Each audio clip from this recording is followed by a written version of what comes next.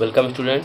आज का हमारा जो टॉपिक है वह है प्रतिरक्षा तंत्र की विसंगतियाँ। क्या है? प्रतिरक्षा तंत्र की विसंगतियाँ। इसमें हमको क्या पढ़ना है? जैसे कि प्रतिरक्षा तंत्र की अवस्था यानी कि अव्यवस्था के कारण निम्नलिखित रोग हो जाते हैं। सबसे पहला पॉइंट, एलर्जी। एलर्जी क्या है इसको पढ़ लेते हैं। पर्यावरण में मौजूद कुछ प्रतिजनों के प्रति प्रतिरक्षा तंत्र की अतिक्रियाशीलता एलर्जी कहलाती है। क्या कहलाती है? एलर्जी कहलाती है। जैसे कि कारण के बताया गया है कि पर्यावरण में जो भी मौजूद कुछ प्रतिजन के प्रति प्रतिरक्षा तंत्र की जो अतिक्रियाशीलता होती रहती है या अतिक्रियाशीलता होती है वही एलर्जी कहलाती है। वे पदार्थ जिनके प्रति ऐसी प्रतिरक्षित यानी कि वे पदार्थ जिनके प्रति ऐसी प्रतिरक्षित अनुक्रिया होती है एलर्जन कहलाते हैं। एलर्जन प्रतिरक्षी के उत्पादन को प्रेरित करते हैं। क्या करते हैं? प्रेरित करते हैं। यह संयोजी ऊतक की मास्ट कोशिकाओं से जुड़कर हिस्टामिन के स्राव को प्रेरित करते हैं। किसके स्राव को? हिस्टामिन के स्राव को प्रेरित करते हैं। हिस्टामिन एक शोध पदार्थ है जिसके कारण एलर्जी के लक्षण प्रदर्शित होते हैं। क्या होता है? एलर्जी के लक्षण प्रदर्शित होते हैं।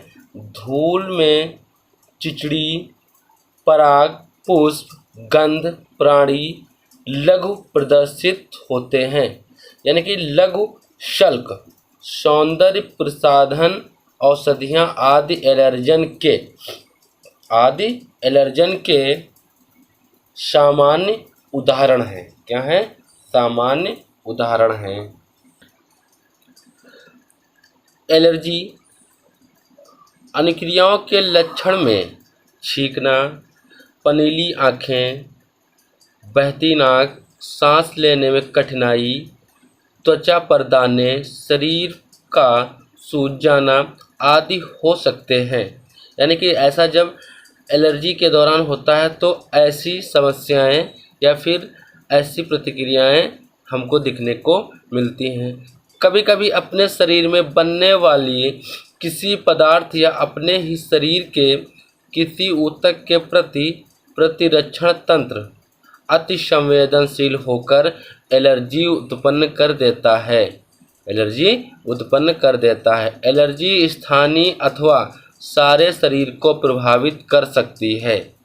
भारतवर्ष के महानगरों से अधिकाधिक बच्चे पर्यावरण के प्रति संवेदनशीलता के कारण विभिन्न प्रकार की एलर्जी और दमा, अस्थमा से पीड़ित रहते हैं। यानी कि ये सब समस्याएं, ये सब क्रियाएं किसके कारण होती हैं? एलर्जी के कारण होती हैं। ऐसे ही दैहिक एनाफाइलैक्सिस या एनाफाइलेक्टिक आघात एक घातक एलर्जी क्रिया है। क्या है? यह एक घातक एलर्जी क्रिया है। कभी कभी किसी सामान्य औषधि जैसे पेनिसिलिन या मधुमक्खी के काटने आदि से भी यह क्रिया हो जाती है। पूरे परिसंचरण तंत्र में यानी कि पूरे परिसंचरण तंत्र में हिस्टामिन मुक्त हो जाती है जिससे सभी रुधिर वाहिनियों में विस्तारण हो जाता है। क्या हो जाता है? विस्तारण हो जाता है और बहुत सारा प्लाज्मा रुधिर से बाहर निकल जाता है। क्या हो जाता है? रुधिर से बाहर निकल जाता है। इसके फलस्वरूप कुछ ही मिनटों के भीतर मृत्यु भी हो सकती है। क्या हो जाता है? यानी कि इसके फलस्वरूप कुछ ही मिनटों या कुछ ही समय के अंदर मृत्यु भी हो सकती है। ऐसे ही एलर्जी का कारण जानने